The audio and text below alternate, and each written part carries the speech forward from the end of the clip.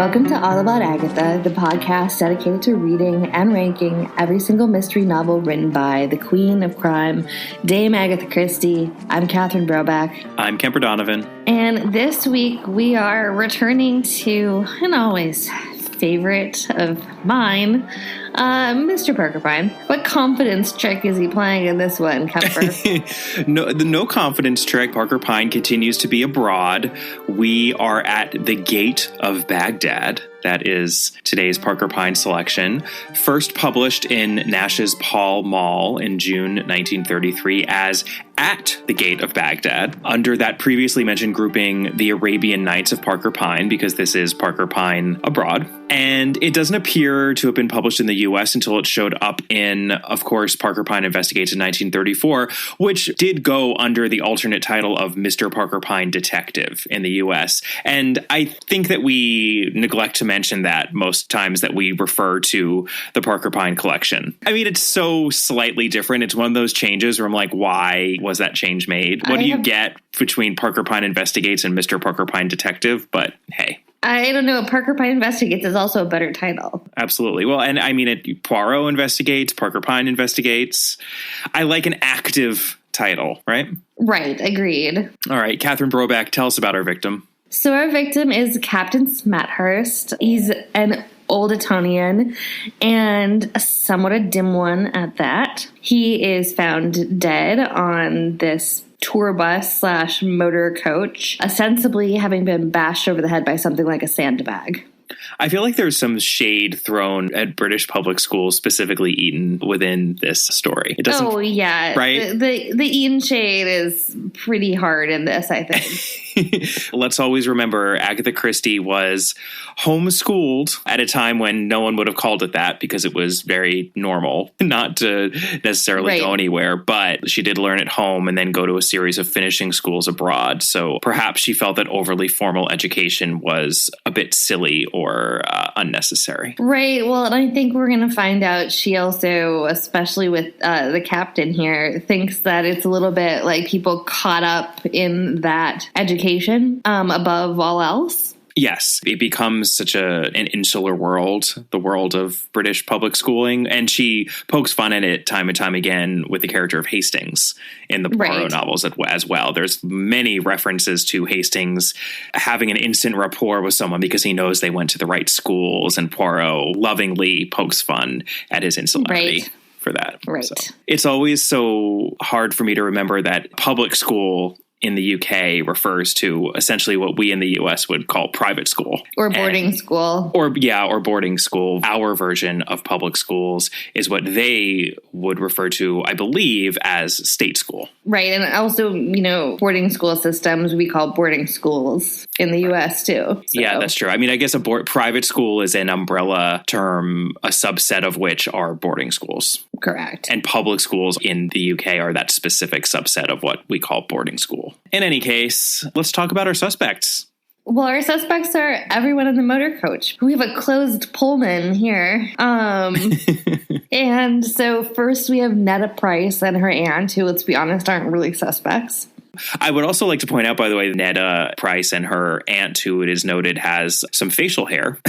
Yeah, I know. Lovely. Her name is Price, and this did remind me for a second of Appointment with Death, which doesn't take place in Damascus, but nearby, both in Jerusalem and Petra, because we had a Miss Pierce in that story who was the sidekick to Lady Westholme. Let us never forget Lady Westholme in Appointment with Death.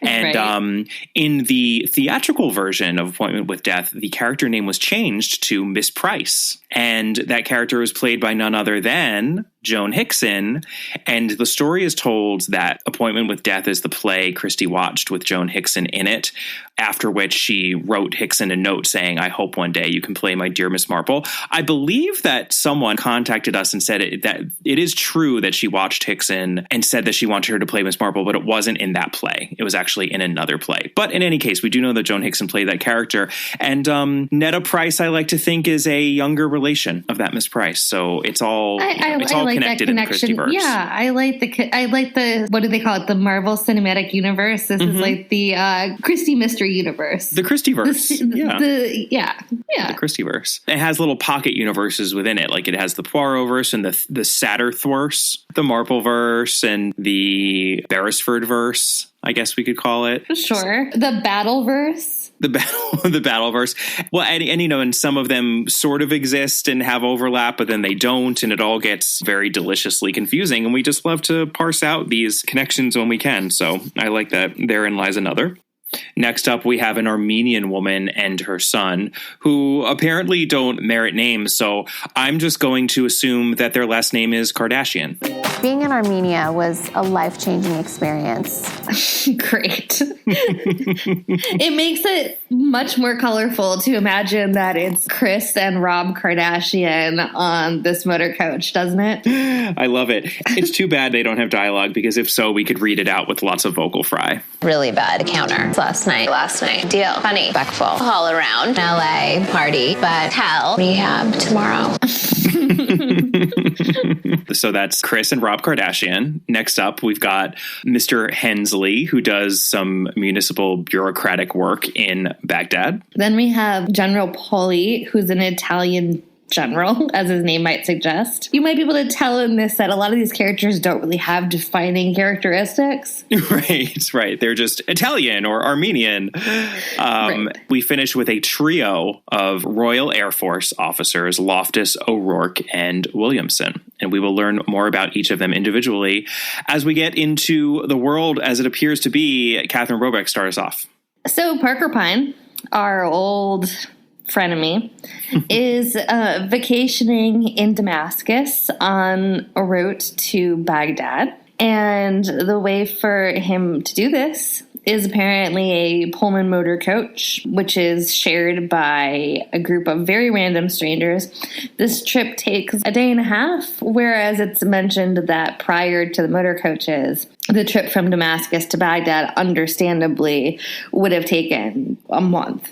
Right. And this is a trip that we know Agatha Christie herself took many a time. She writes about it in her autobiography. She obviously was visiting the Middle East regularly, starting around this time when she was writing the short story in the early 30s, since she, of course, was married to Max Mallowan at this point. So this is a trip that she is very familiar with. Mm-hmm. It does not sound like a pleasant trip, even in the motor coach, because of what we will come across.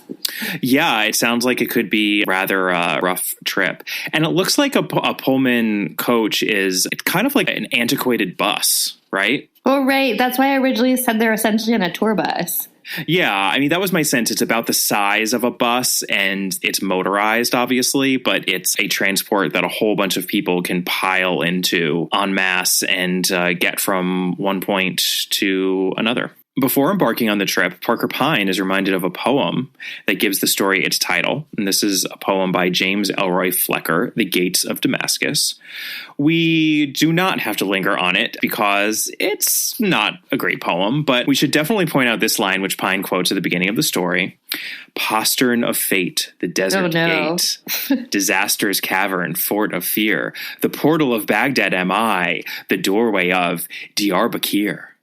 And yes, if Catherine's "oh no" didn't clue you in, we do begin that line with the phrase "postern of fate," which most Christie people should feel immediately ominous about. Oh, I put 2 exclamation points in my margin just of horror and impending doom because, yes, Postern of Fate is, of course, the last written of Christie's, not last published, of Christie's novels. And we'll have time to discuss it when we get there, but definitely not her best. And nobody thinks so. No one thinks so. Anyway, Parker Pyne sort of pathetically is flipping through newspapers, basically only to pick out news because he can only find a French newspaper. And he doesn't seem to really read French, so he's only just picking out the news that he can read that has to do with England. He's not interested in anything else, despite the fact that he's apparently chosen to go on a long vacation in the Middle East. But he ends up talking to General Poli about their mutual interest in this British financial scammer named Samuel Long, himself an Eton, man and also an Oxford man who apparently went on the lam when the authorities caught on to his financial crimes. And I guess it's now an active common speculation to figure out where he might have gone. Right. And since he did read about that in the newspaper, we know that, of course, that has to be significant, since any news item mentioned in a newspaper and in a Christie short story is, Right. And it's unclear slightly what Samuel Long did, but let's just assume he's Bernie Madoff. Right. So Pyne then just kind of wanders around Damascus. He goes to the movies, and this is what Christie writes. Mr. Parker Pyne amused himself that evening by going to a cinema. Afterwards, he was directed to a, quote, nightly palace of gaieties, end quote. It appeared to him to be neither a palace nor gay. The Prince of Tides is neither about princes nor tides. Discuss. Various ladies danced with a distinct lack of verve. The applause was languid. You know what they say, what happens in Damascus stays in Damascus. So while he's at this nightclub, he runs into Captain Smethurst, who was last seen wandering off with a colleague of his, Mr. Hensley. And Smethurst, it is noted, is wearing his Eton tie. And in the club, he is very drunk and despondent. And Parker Pyne tries to talk to him and engage him, draw him out, but pretty much to no avail. Pyne interestingly refers to his own work when Smethurst asks him what he does as the confidence trick. So he knows exactly what he's doing. He shows Smethurst his famous Are You Happy ad, and Smethurst rightfully calls him out for being a scam artist of women. But Pyne's response is, well, there are men too. Right. He's like, well, no, I don't scam just women. Men also. But we should note that Smethurst says, what, you too, after bringing up the idea of the confidence trick, after Pyne brings up the idea of the confidence trick. And he's already told Parker Pyne that he's drinking a lot because he doesn't like to, quote, go back on a pal, end quote. And Pyne just eventually leaves him shaking his head over what a mess he is and giving up on him, saying he's a bad lot. Yeah. Also, Smethurst keeps trying to kind of bully Pyne into partaking of the local liquor. And Pyne is just like, nope. Yeah. I'm out. Anyway, on the journey to Baghdad, that then starts. And after a stopover at a fort, which is a real place, it's not described in great detail, but apparently was actually a stopover on this long trip to Baghdad. The coach rolls off again into the night with everyone essentially falling asleep, even Parker Pyne, who tries desperately to stay awake, before they are jolted awake because the coach becomes stuck in the mud. So this is essentially a case of all hands on deck, because otherwise we are going to be stuck in the middle of the desert, and it will be, 100 degrees in the morning the next day, and we're going to have to get the coach out of this mud. So all the men try to help wedge the coach out, but it's rough going, and then they realize the fact that Smethurst has not joined them to help.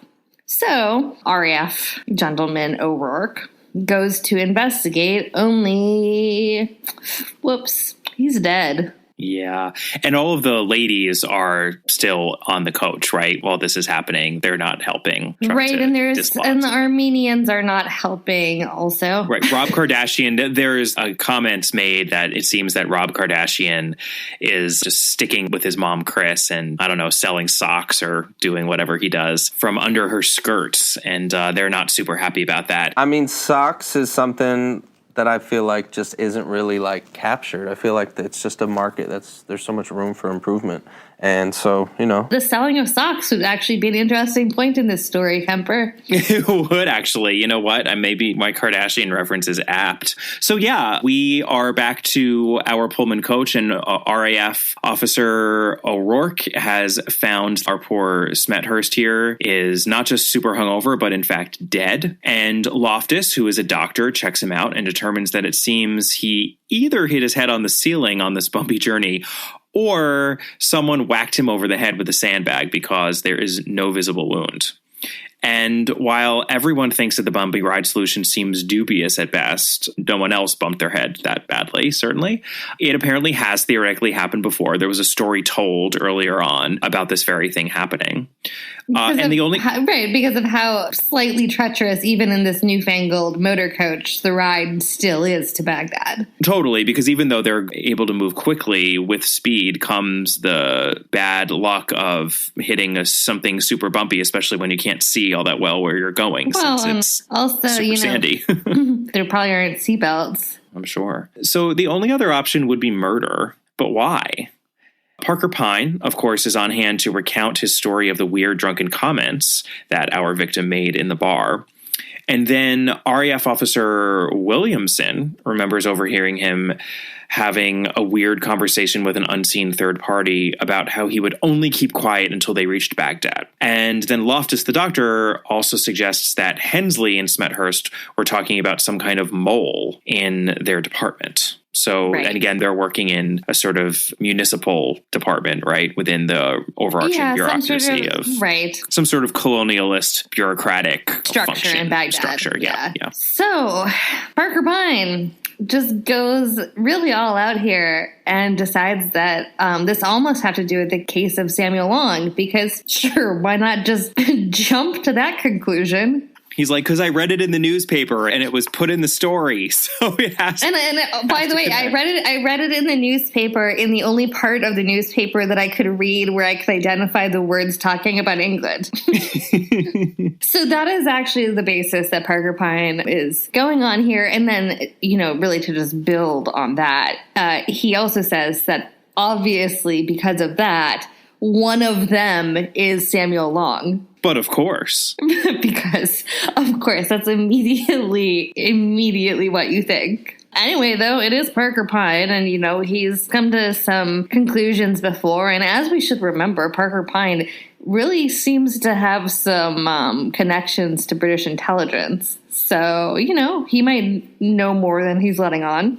Anyway, since the murder weapon has to be a sandbag or something approximating a sandbag, they try to consider what that could be.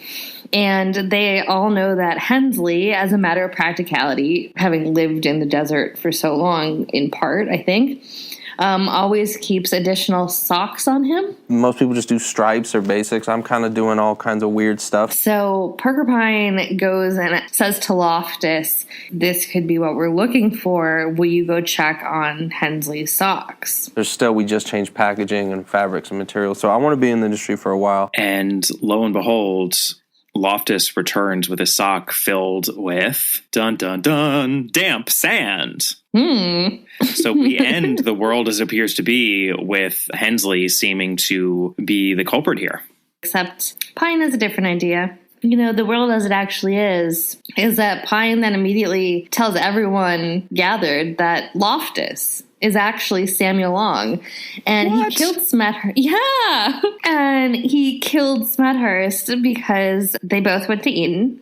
And Long had taken the name of Loftus in Cairo when he found out that the real Loftus, the real doctor for the RAF, was not actually going to make the journey back to Baghdad. So, Long sees this as another good opportunity to hide. So he takes a medical bag and he heads to Baghdad, except unfortunately, just through coincidence, on that bus, one of those fellow passengers is his old school chum, and he is immediately recognized. That chum being Smethurst. Correct. Yeah. So, what does Samuel Long do to poor Smethurst, Kemper? Samuel Long stabs him in the back of the neck with a stiletto from inside his medical bag.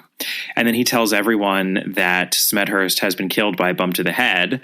And since he is the only medical official on board, no one double checks except for Parker Pyne, who had also pre-checked Hensley's socks before sending Loftus to look at them. And so he knew that there was nary a grain of damp sand in them. And no, they were very clean socks. He'd probably just bought them from Rob Kardashian. Why socks? Just something that I've always was big on. He probably had just bought them from Rob Kardashian. Sure, they had an interesting pattern on them. Nowadays, it's a different generation.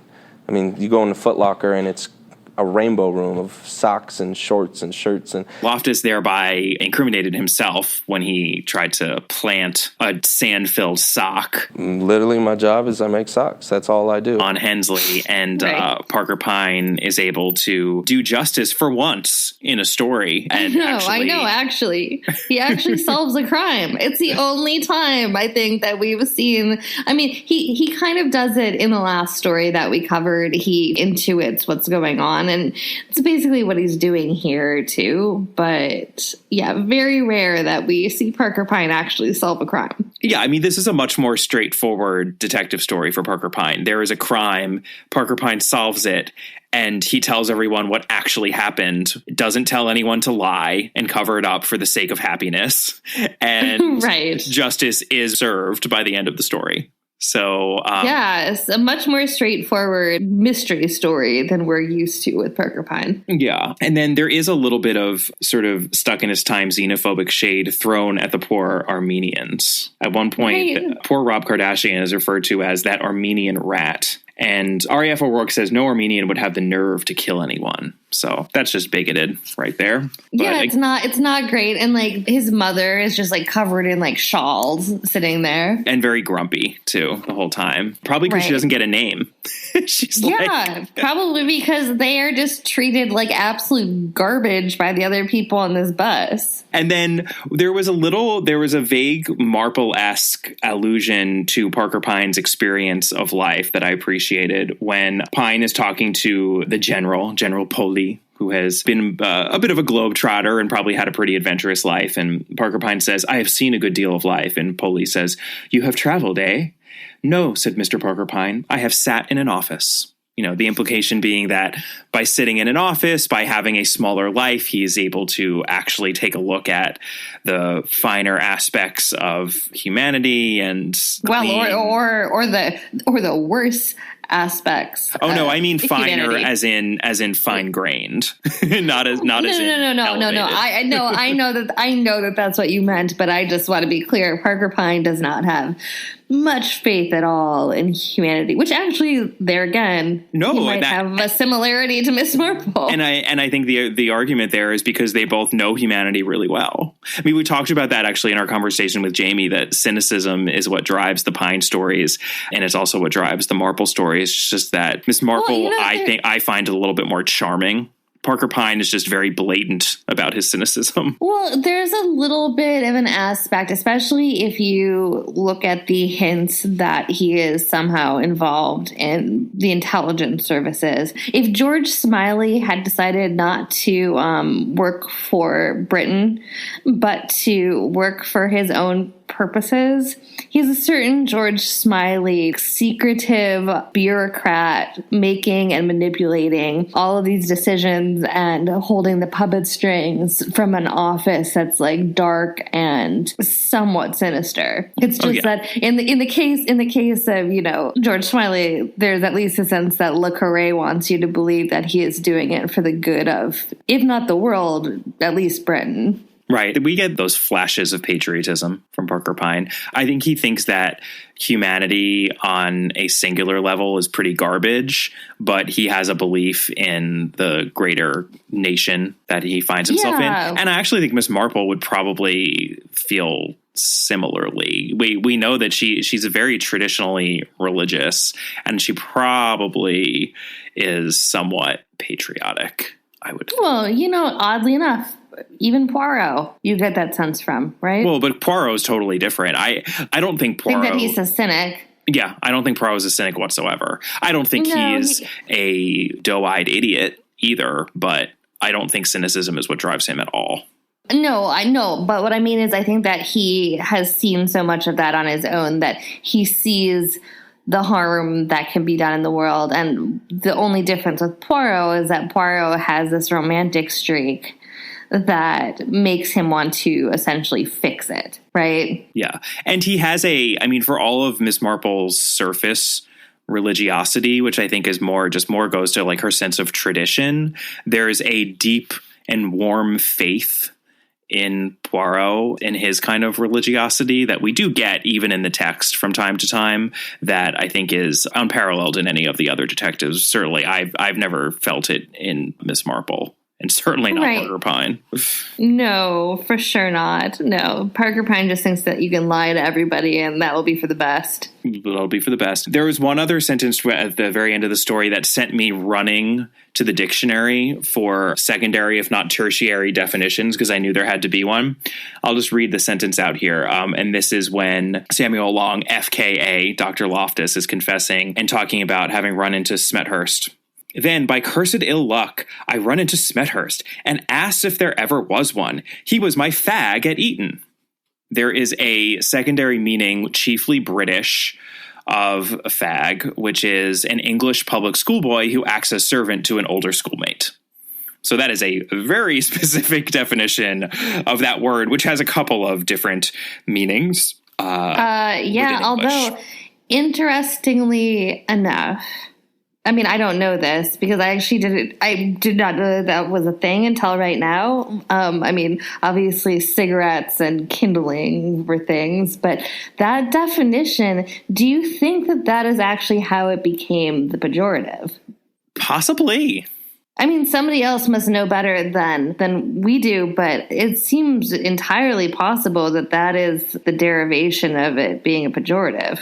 I thought it was something about, because you know how it's like a bundle of sticks or whatever? Yeah. You set a bunch of sticks aflame, and that's what they did to homosexuals. And it's also where flaming comes from. Oh. But then that actually makes like really two definite paths of the etymology that both kind of make sense. I know. mean, that's fascinating. Yeah, it's interesting. Well, if anyone has any light to shed on that, we would certainly be interested to hear about it.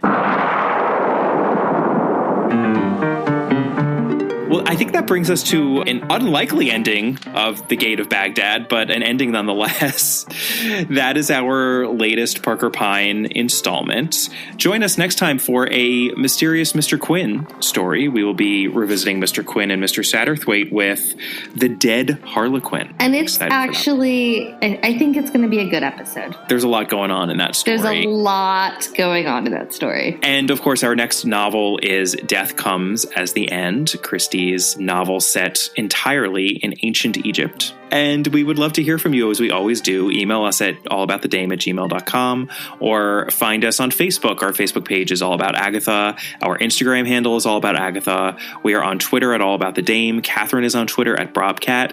And we so appreciate all of the ratings and reviews we've gotten thus far. If you haven't done so yet, please do go wherever you're listening to this and give us a rating and review, because it helps other people find the podcast. And we will see you next time. Bye. Bye.